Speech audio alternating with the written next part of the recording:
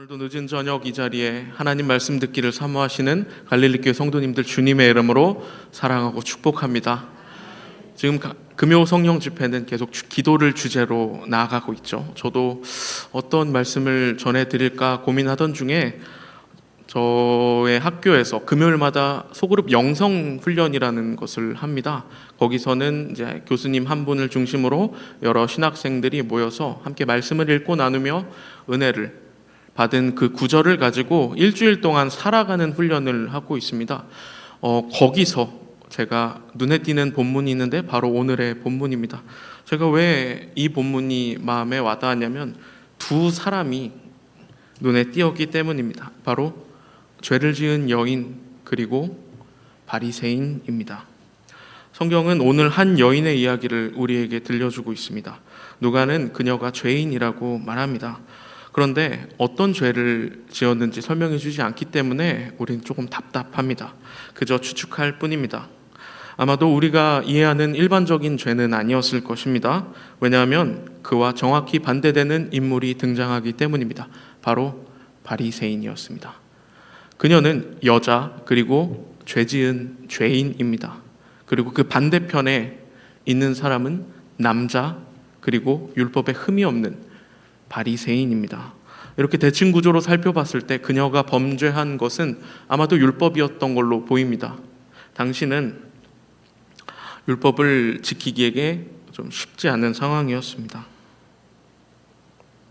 이 여인의 심정을 알기 위해서 잠깐 그녀가 살았던 1세기의 풍경을 살펴보겠습니다. 지금의 여자들의 지위가 예전보다는 올라와서 지금 남녀 평등이라는 슬로건을 얘기해도 크게 불편함이 없는 시대가 되었습니다. 하지만 우리 불과 30년 전은 어땠습니까? 우리 권사님들 잘 아실 거라고 봅니다. 그리고 거기서 더 나아가서 100년 전은 어땠을까요? 더 처참했겠죠. 그리고 2000년 전에는 어땠을까요? 말로 표현하지 못할 정도로 처참했습니다. 우리가 상상할 수도 없는 차별과 핍박이 존재하던 시기였습니다. 잘 아시다시피 성경은 남자의 숫자만 인정합니다. 여자와 어린아이는 숫자에 포함되지 않습니다.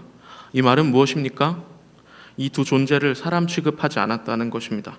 실제로 여자와 어린아이는 재산 정도로 여겨졌습니다.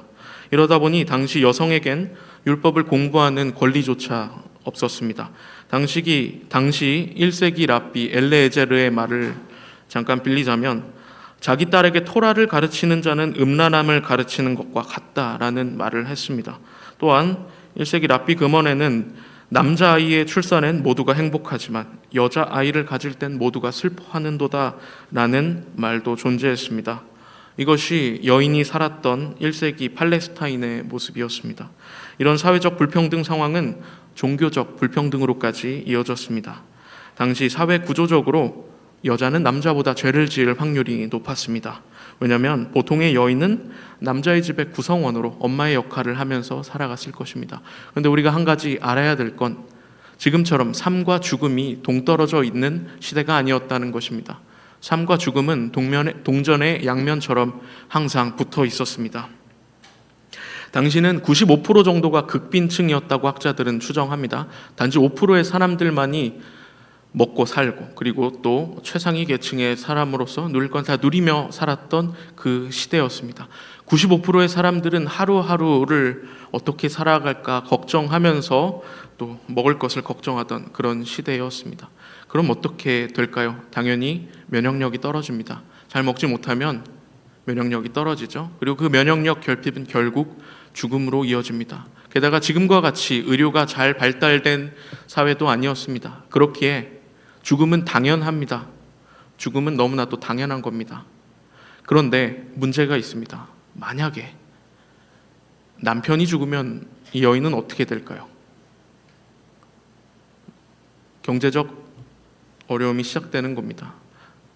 아들이 있으면 그나마 다행입니다. 아들의 집에 들어가서 아들이 어머니를 부양하면 되니까요. 그런데 만약에 아들이 없는 집은 어떻게 될까요? 시댁에 가야겠죠. 자기 본가로 가야 됩니다. 그런데 이 당시는 95%가 극빈층이라고 했습니다. 남편을 잃고 자신의 집에 돌아온 그 딸을 맞이한 가정이 얼마나 될까요? 뭐 기적적으로 맞이하면은 다행이죠. 하지만 그 당시 본인도 먹고 살기 힘들기 때문에 자신의 집에 찾아온 딸을 그렇게 환영하지는 않았을 것입니다. 그렇다면 자신의 아버지의 집에조차 거절당한 그 여인은 어떻게 살아가야 될까요? 길거리로 내몰리게 됩니다. 구걸을 하면서 살아가야 되죠. 성경에 이런 표현이 있습니다. 너희가 추수할 때에 고아와 과부를 위하여 다 추수하지 말고 일부를 남겨놓으라는 말이 있습니다. 이런 맥락에서 나온 말입니다. 이렇게 보호받지 못한 과부들은 구걸을 하거나 혹은 성매매를 하면서 살아갔습니다. 그러면 당연히 이 여자에게는 죄인이라는 꼬리표가 붙게 되었습니다. 이것이 당시 현실이었습니다. 7장 12절에 나인성의 과부가 딱 이런 상황이었습니다. 누가는 장래 행렬을 들어주는데 죽은 이에 대해서 설명합니다. 죽은 이가 누구냐면 한 어머니의 하나뿐인 아들이며 이 어머니는 과부였다고 말합니다. 이제 이 과부는 길거리로 내몰려서 완전히 극빈층의 경제적 기반이 무너진 그런 사람이 될 예정이었던 것입니다. 오늘의 본문 역시 이런 상황 속에서 어떤 죄를 저질렀던 것으로 보입니다. 몇몇의 학자들은 이 여인이 몸을 파는 자였다고 추측을 하기도 합니다. 이런 여인에게 사회는 어떤 시선을 보냈을까요? 당연히 정죄입니다. 우리 함께 37절 상반절을 읽겠습니다. 그런데 그 동네에 죄인인 한 여자가 있었는데 누가는 이 여자가 죄인이었다고 말합니다. 이 죄인이라는 말이 그녀를 옥죄는 말이었습니다. 그녀는 여자이면서 죄인이었습니다. 게다가 예수님을 모시는 바리새인이 이 여인이 죄인이었다는 것을 알았던 것으로 보아 동네에서도 이 여자가 죄인이었다는 것을 대부분 알았던 걸로 보입니다. 여러분, 당시 여자로 사는 것도 굉장히 답답한 상황인데 심지어 그녀는 죄인이었습니다. 어딜 가도 환영받지 못하는 존재가 그녀였습니다. 잠깐 그녀의 삶이 상상이 가시나요? 얼마나 답답했을지, 얼마나 마음이 무너졌을지 그녀의 삶이 혹시 짐작하십니까? 그녀가 어떤 시선을 받아왔는지는 39절을 보면 알 수 있습니다. 함께 세 번역으로 39절을 읽겠습니다. 예수를 초대한 바리새파 사람이 이것을 보고 혼자 중얼거렸다. 이 사람이 예언자라면 자기를 만지는 저 여자가 누구이며 어떠한 여자인지를 알았을 터인데 그 여자는 죄인인데. 여기 그동안 여인이 받아왔던 사회적 시선이 드러납니다. 누군가와의 접촉조차 허락되지 않는 더러운 사람, 바로 그녀였습니다. 얼마나 동네 사람들의 눈치를 보면서 살았을까요? 그런데 놀라운 것은 그녀가 지금 어디 있습니까? 바리새인의 집에 있다는 것입니다. 평소라면 절대 방문할 일 없는, 방문해도 온갖 멸시와 비난, 그것이 쏟아지는 소굴, 바리새인의 집에 지금 그녀가 있습니다. 죄인이 바리새인의 집에 등장했습니다. 자신이 멸시당한 걸 뻔히 알면서도 왜 그녀는 바리새인의 집에 왔을까요? 누가는 그 이유를 설명하는 대신에 이 여인이 바리새인의 집에 와서 한 일을 우리에게 들려주고 있습니다. 우리 함께 37절과 8절 읽겠습니다. 그 동네에 죄를 지은 한 여자가 있어 예수께서 바리새인의 집에 앉아 계심을 알고 향유 담은 옥합을 가지고 와서 예수의 뒤로 그 발 곁에 서서 울며 눈물로 그 발을 적시고 자기 머리털로 닦고 그 발에 입 맞추고 향유 부으니. 이 여인은 예수님의 발에 향유를 붓기 위해 왔던 것입니다. 당시 고위층 누군가가 집에 손님을 초청하면 해야 했던 의식이 있습니다. 바로 환영 의식입니다. 환영의 의미로 손님의 손이나 볼에 자신의 입맞춤을 한 뒤 손과 발을 씻을 물을 준비하고 그 손과 발을 닦고 그리고 손과 발에 올리브 기름을 바르게 했습니다. 이것이 예의였습니다. 그리고 이것이 절차였습니다. 그런데 예수님을 초대한 바리새인은 이 절차를 생략했습니다.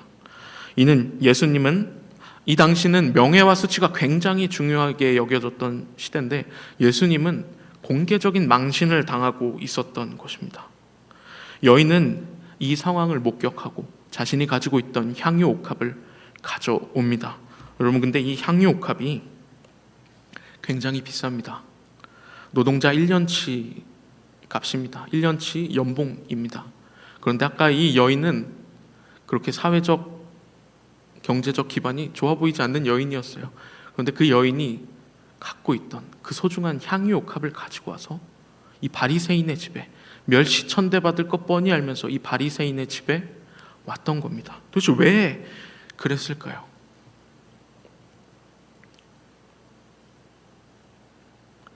그녀는 예수님이 공개적으로 수치당하는 것을 보고 너무나도 분노했습니다. 너무 화가 나서 그 값비싼 향유 옥합을 가지고 예수님 발밑에 깼습니다. 지금 이 여인의 눈에는 아무것도 보이지 않습니다. 자신이 누구인지, 그런 자신에게 주변 사람들이 뭐라고 하든지 아무것도 들리지도 않고 보이지도 않는 상태입니다. 오로지 그녀의 눈엔 내가 사랑하는 예수님이 모욕받고 있는 이것만 보일 뿐입니다. 그렇기에 그녀는 자신이 할 수 있는 최선의 환대의식을 시작합니다. 먼저 그녀가 어떤 심정으로 울었는지는 우리 알 수 없습니다. 너무나 분해서 울었을 수도 있고요. 예수님이 공개에 망신당하는 것이 너무나도 마음 아파서 울었을 수도 있고요. 혹은 내 자신이 처한 이 상황이 너무 비참해서 울었을 수도 있습니다. 그런데 그 이유는 모르지만 한 가지 확실한 건 지금 그녀가 흘리고 있는 눈물이 예수님의 발을 씻을 환대의 물이 되었다는 것입니다. 그녀는 그렇게 자신의 눈물로 예수님의 발을 씻은 후 충격적인 행동을 합니다. 바로 자신의 머리카락으로 예수님의 젖은 발을 닦았다는 것입니다. 우리 함께 38절을 읽겠습니다. 예수의 뒤에 그 발의 곁에 서서 울며 눈물로 그 발을 적시고 자기 머리털로 닦고 그 발에 입 맞추고 향유를 부으니, 여러분, 이건 당시 사회에서 절대 있을 수 없는 일입니다. 여자가 자신의 머리를 남편이 아닌 남자들 앞에서 드러낸다는 건 너무나도 부끄럽고 수치스러운 일이었습니다. 하지만 저 여인에게 자신이 수치당하는 것은 아무것도 아니었습니다. 그저 예수님의 발을 닦아야 하기에 평소라면 엄청나게 눈치 보았을 바리새인의 집 그 한복판에서 자신의 두건을 벗어던지면서 자신의 머리카락을 훤히 드러내면서 예수님의 발을 닦았습니다. 그녀의 눈엔 웅성거리는 사람들, 자신의 손가락질하는 사람들을 보이지 않고요, 오로지 젖은 예수님의 발만 보였을 뿐입니다. 그 후에 그녀는 예수님의 발에 입맞춤을 한 후 자신이 갖고 온 값비싼 향유 옥합을 깨 예수님의 발에 붓습니다. 이제 예수님의 환영 의식이 마무리되었습니다. 이 광경을 보자 바리새인은 도저히 믿기지 않고 이 광경이 이해되지가 않았습니다. 예수, 당신이 예언자라면 어떻게 부정한 저희 여인이 당신의 몸에 손을 대고 있는 걸 방관하고 있느냐라고 반문합니다. 하층민이었던 그녀는 마을에서 꽤나 알려진 죄인이었나 봅니다. 하루하루를 치열하게 살아가느라 율법 같은 건 안중에도 없었나 봅니다. 그런 그녀에게 유대 사회는 죄인이라는 꼬리표를 붙였습니다. 당신은 가난으로 인해 죄인이 되는 경우가 참 많았습니다. 아마 이 여인도 그런 사람들 중에 하나였을 것입니다. 이제 이 여인과 비교당하는 한 사람이 조명을 받습니다. 바로 바리새인입니다. 이 사람은 여인과 정반대의 삶을 사는 사람이었습니다. 남자였고요, 율법에 흠이 없는 자였습니다. 나름 신분도 고고하고 부끄러울 건 없는 사람입니다. 예수님은 자신의 의를 드러내며 여인을 향해 혐오의 시선을 보내는 그를 향해 의미심장한 비유를 하신 후에 이런 말씀을 하십니다. 우리 함께 44절과 47절의 말씀을 읽겠습니다. 그 여자를 돌아보시며 시몬에게 이르시되 이 여자를 보느냐? 내가 내 집에 들어올 때 너는 내게 발 씻을 물도 주지 아니하였으되 이 여자는 눈물로 내 발을 적시고 그 머리털로 닦았으며 너는 내게 입 맞추지 아니하였으되 그는 내가 들어올 때로부터 내 발에 입 맞추기를 그치지 아니하였으며 너는 내 머리에 감람유도 붓지 아니하였으되 그는 향유를 내 발에 부었느니라. 이러므로 내가 내게 말하노니 그의 많은 죄가 사하여 졌도다. 이는 그의 사랑함이 많음이라. 아멘. 예수님은 향유를 부은 여인을 높여주시고 바리새인 시몬을 낮추셨습니다. 여러분, 기준은 예수님을 얼마나 사랑하는지였습니다. 예수님 앞에서 바리새인의 지위가 높아봤자 얼마나 높겠습니다. 창조주 앞에서 인간이 자신의 지위를 자랑한 듯 얼마나 높겠습니까? 그것은 그냥 한낱 인간일 뿐입니다. 그리고 자신이 죄 없다고 주장하는 바리새인, 하나님 앞에서는 똑같은 죄인일 뿐입니다. 죄 많고 적고는 하나님 앞에서, 예수님 앞에서 결코 중요하지 않습니다. 왜냐하면 그가 죄를 사하실 권세가 있었기 때문입니다. 죄가 많아도 상관없습니다. 어차피 주님께서 사하실 것입니다. 오직 예수님을 사랑하는 사랑만이 중요했던 것입니다. 오늘 본문은 코미디 같은 상황을 보여줍니다. 동네에서 죄인이라 손가락질 받았던 한 여인은 예수님이 누구인지 알았고 그의 앞에 나왔습니다. 하지만 동네에서 명예롭고 죄가 없다 평가받는 바리새인 시몬은 자신이 초대한 그가 누구인지 몰랐습니다. 그렇게 예수님께 발 씻을 물조차 대령하지 않고 그에게 공개적으로 모욕을 주었던 것입니다. 하지만 예수님이 누구인지 알았으며 그를 너무나도 사랑했던 한 여인, 그녀는 예수님이 공개적으로 망신당하는 그 망신을 참지 못하고 자신의 부끄러움도 내버려둔 채 공개적인 자리에서 예수님의 발을 씻고 기름을 바르고 예수님의 명예를 높여드렸습니다. 이제 그런 여인에게 예수님이 말씀하십니다. 우리 함께 51절의 말씀을 읽겠습니다. 예수께서 여자에게 이르시되 내 믿음이 너를 구원하였으니 평안히 가라 하시니라. 아멘. 여러분, 좀 재밌는 상상을 해볼까요? 그 여인은 예수님의 발을 닦은 후에 제정신이 들었을까요? 아니면 계속 분노하고 울고 있는 상태였을까요? 이것이 나오지 않지만 예수님은 자신의 발을 닦아주신 그녀를 향해 이렇게 말씀하십니다. 너는 오늘 나에 대한 사랑을 표현했구나. 내가 얼마나 나를 사랑하는지 잘 알았다. 이것이 너의 믿음이구나. 여자야, 내 믿음이 너를 구원하였다. 그러니 평안히 가라. 평안히 가라. 평안히 가라. 여러분, 이 여인은 손가락질 받는 여인입니다. 어딜 가더라도 편하지 못한 그 여인입니다. 죄인의 꼬리표는 항상 달고 있던 그 여인이었습니다.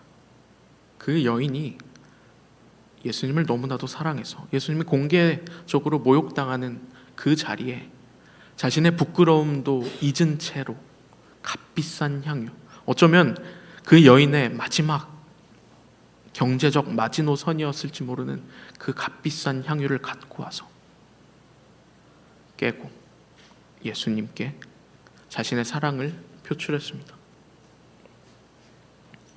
예수님을 만나기 전까지, 아니요, 이 사건이 있기 전까지 그녀를 옥죄했던 수많은 죄들, 우린 알지 못하지만 그녀를 옥죄했던 수많은 죄들이 예수님을 사랑하여 예수님이 있는 자리에 나왔고, 그리고 그녀와 예수님만의 상황을 보여주면서 예수님의 사랑, 그거 하나로 이 여인의 죄가 벗겨졌고요. 그리고 그 여인을 옥죄고 있던 모든 쇠사슬이 벗겨진 것입니다. 이제 더 이상 그녀는 마을에서 손가락질 받을 수 없습니다. 왜? 예수님께서 그녀가 죄가 없다라고 선언을 하셨기 때문입니다. 이제 그녀에게 새로운 삶이 허락되었습니다. 사랑하는 성도 여러분, 오늘 누가복음에 나오는 옥합을 깬 여인 이야기는 우리에게 많은 울림을 줍니다. 우리는 삶을 살아가며 끊임없이 평가를 받습니다. 한 사람의 나에게 여러 직책과 책임이 주어집니다. 나는 누군가 밑에서 일하는 사람이자 누군가의 엄마, 아빠이자 또 누군가의 아들과 딸입니다. 교회에선 성도, 집사, 권사, 장로, 성직자로 살아가죠. 우리 모두 자신에게 맡겨진 역할을 멋지게 수행하고 있습니다. 그런데 가끔 우리에게 맡겨진 역할이 버거울 때가 있습니다. 그리고 내 능력대로, 내 생각대로 되지 않고 우리에게 맡겨진 이 역할, 이걸 잘 감당하지 못할 때가 있습니다. 가장으로 가정을 멋지게 이끌어 가야 할 때가 있는데 그때 내 계획이 틀어져서 가정을 잘 이끌지 못할 때, 자녀들을 사랑으로 양육해야 되는데 엄마 아빠 같지 못한 자신의 모습에 죄책감을 느낄 때, 교회에 맡은 일을 잘 수행해야 되는데 나의 능력 부족으로 그것을 잘 수행하지 못할 때, 이렇게 다양한 역할 속에서 우리는 살아가고 그 다양한 역할 속에서 우리는 수많은 압박감과 문제들을 경험하며 살아갑니다. 그럴 때마다 우리는 자신을 원망하기도 합니다. 잘할 수 있는데 나 왜 이러지? 내가 좀 더 잘하면 우리 가정을 멋지게 먹여 살릴 수 있는데, 나는 멋진 엄마 아빠가 잘 될 수 있는데 나는 왜 이렇게 화를 참지 못하지? 우리의 처한 환경이 밉게 느껴질 때도 있습니다. 여러분, 혹시 삶에 지쳐서 이런저런 생각이 들 때면 잠깐 그 생각을 멈추시고 주님 앞으로 나아오십시오. 오늘 옥합을 깬 여인처럼 주님 앞으로 나아오시길 바랍니다. 서럽다면 울어도 좋습니다. 우리의 눈물이 예수님의 발을 씻기는 환대의 눈물이 될 것입니다. 사회적 체면 따위는 아무래도 좋습니다. 여인은 부끄러움을 잊은 채 훤히 드러난 머리로 예수님의 발을 닦았습니다. 우리도 사회적 체면을 잠깐 내려놓고 오직 예수님만 바라봤으면 좋겠습니다. 예수님의 젖은 그 발을 바라볼 때에 주님께서는 자신을 향한 우리의 마음을 아시고 이렇게 말씀하십니다. 얘야, 내 믿음이 너를 구원하였으니 평안히 가라. 평안히 가라. 평안 없는 삶 속에서 예수님을 바라보고 나올 때에 예수님은 우리에게 그 누구도 세상이 줄 수 없는 평안을 허락하십니다. 오직 창조주 하나님만 가능한 것입니다. 사랑하는 성도 여러분, 기도의 자리로 나아오십시오. 우리가 지금껏 어떤 삶을 살았는지 중요하지 않습니다. 지금 우리가 어떤 압박감을 느끼고 어떤 생각을 하며 살고 있는지는 중요하지 않습니다. 중요한 것은 하나님과 1대1로 얼굴을 마주보는 것이고 하나님께 내 마음을 드리는 것입니다. 성경은 말합니다. 그럴 때 주님은 우리에게 세상이 줄 수 없는 평안을 주시겠다고 말입니다. 바라기 있는 우리 갈릴리 교회 성도님들이 이런 사람들 되시길 바랍니다. 우리에게 문제가 찾아올 때마다 혹은 내게 맡겨진 그 역할들이 너무나도 버거울 때마다 주님 앞에 나와 평안을 얻으시는 우리 갈릴리 교회 성도님들 되시기를 주님의 이름으로 간절히 바랍니다.